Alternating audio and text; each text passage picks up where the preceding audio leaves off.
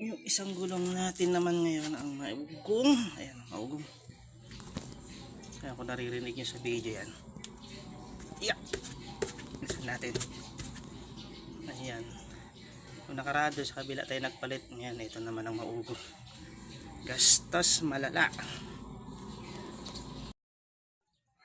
For comparison, ito yung pinalitan natin noong nakaraan. Ayan. Wala man lang katunog-tunog.